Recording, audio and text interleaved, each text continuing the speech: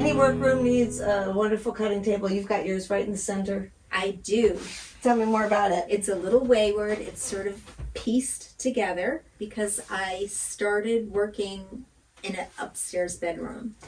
And this bottom of the frame was actually my son's bed. The headboard and footboard were the same height. So I put a piece of OSB over. I didn't even know I was supposed to cover it with anything. I ironed on it plain. It just was crazy. So then when I moved down into this space, I needed more space because my sewing machines were in one bedroom. My cutting table was in the other. And this space opened up at home. I made it bigger. I added some boards to it. It's not quite flat. I also had no braces in the middle, and so the bottom was sagging. So now I've put braces in the middle, but it's bowing this way. So at some point, I think it's going to even out. Right, right. I also had some leftover pieces of OSB. Oh, OSB, okay. No, it might be plywood. And I have a trusty tube.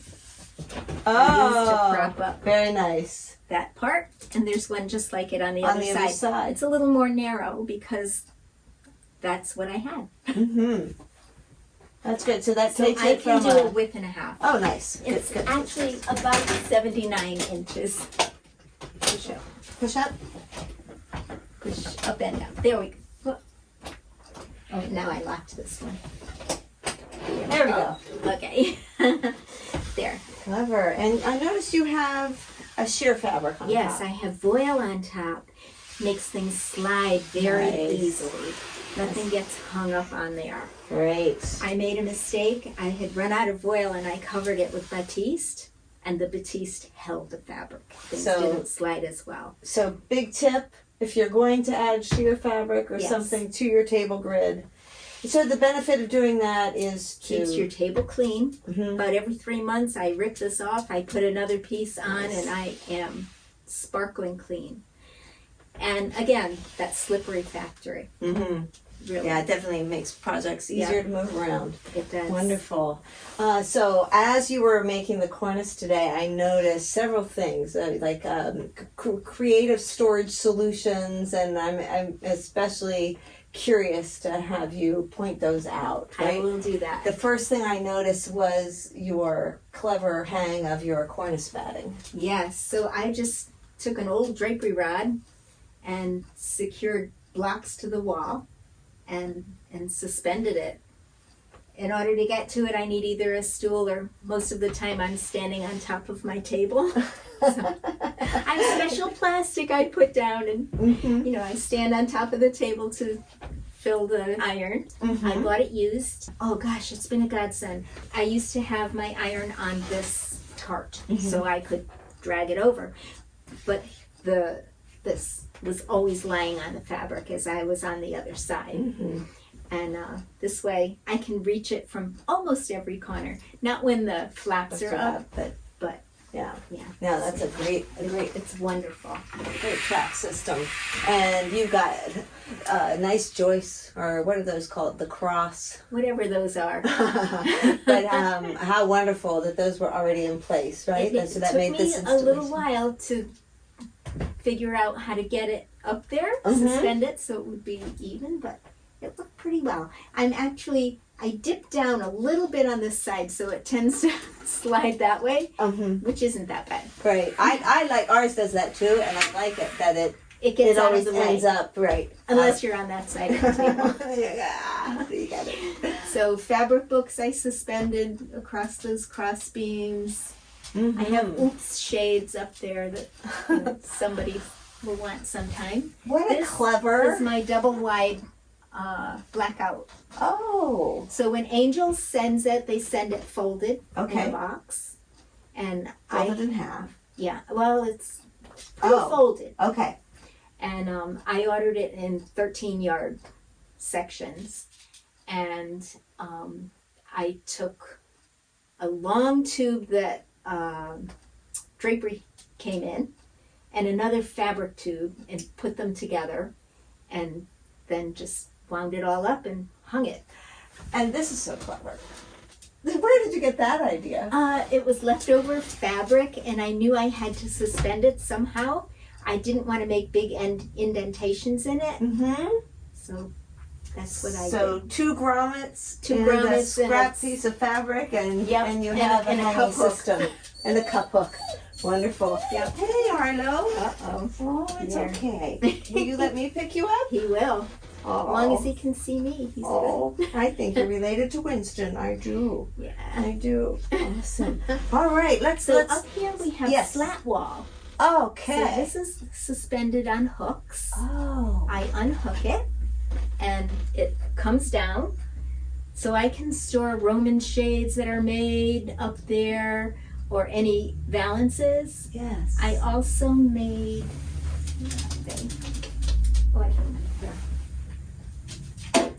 little blocks that will go into the slat wall, and I can pin into them. Oh, so So I can smart. do big swaggy Drapey things. things. Yes.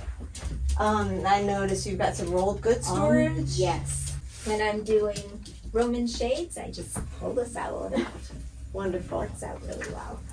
Okay, let's travel around. Home Yep. machine for Okay. buttonholes. Mm-hmm. A cover lock machine someone gave me that I haven't perfected yet. It needs some pieces and parts. Straight stitch machine. I have all my feet Mhm. on magnets on the top, and all the bobbins are suspended over there. This is my walking foot. It's old, and it's so old that the thing that goes up and down that holds the thread Yes. wore through. I Oh had my to have it goodness. replaced. I've never heard of It is that. a That workhorse. workhorse. It will go through. Is that your favorite anything. machine? Yeah. Yeah. And then A the blind hammer. This is my lining rack. I made it myself. I got the indentation thingies from Rag Shop when they went out of business and held on to them for years. Didn't know what I was going to do with them and finally found a use. This is on casters, so I can move it right up to my table very easily. Okay, this is where I keep all my storage for my plastic bags because we never want anything to get dirty. This top one, smaller, I use for pillows. This is long and heavy duty that I use for panels. And I just got this one. It's long, but not perforated. So I can do really long cornice boards without having to piece the perforated bags together. Then over here, I have stored an extension for the length of my table. My table is only 105.5 inches long. Again, I added pieces to the ends, and so that's why it's kind of an odd length. But when this comes up, it's pretty heavy. It was old shelving. And so I put it on legs and L brackets, and I just screw into the underneath part of the table. We all end up with those little pieces of lining left. And I've started labeling the sizes that I have in there. Not all of them are because I wasn't smart enough when I first started storing under here, but it's very easy to pull out what I need for just those smaller projects. I have more storage under here, bags and tools, more offcuts, and some extra batting is up under there. And this is all old patterns that I made over the years. So if I ever come up to pick up valance again, I have every size I need. I use the Drawmatic at the end of my table, especially for single widths. Very easy, just clamp everything in, pull it up, it slides nice and easily on my voile, and those panels come together really fast.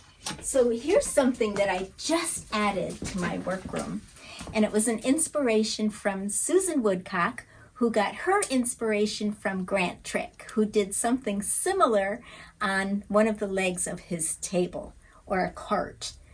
I didn't have that situation, but my scissors were all stuck in the slots of this cart, and it was really hard to get to them.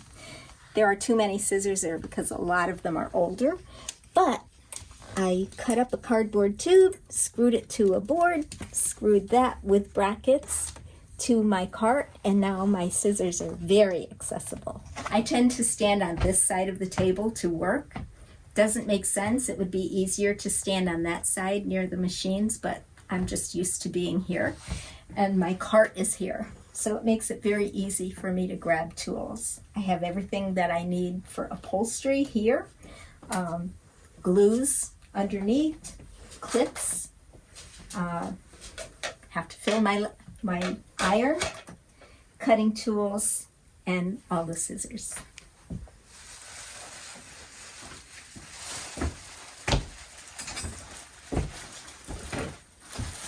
Here's an upcoming project. It's going to be a fun one.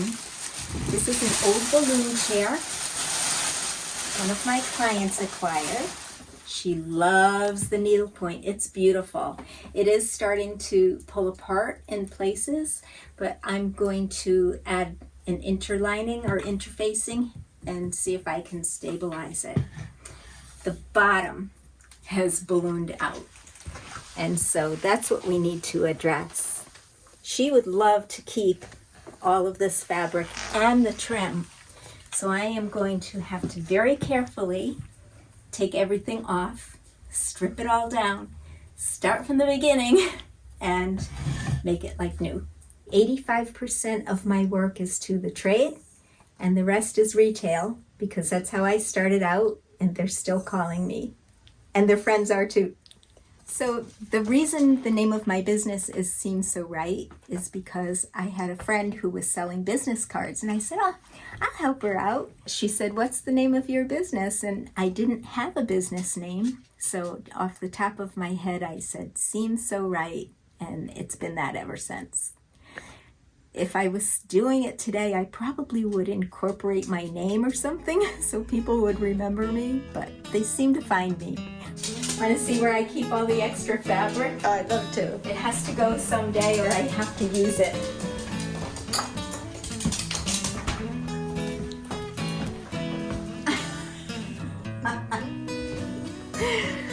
That's so some great stuff.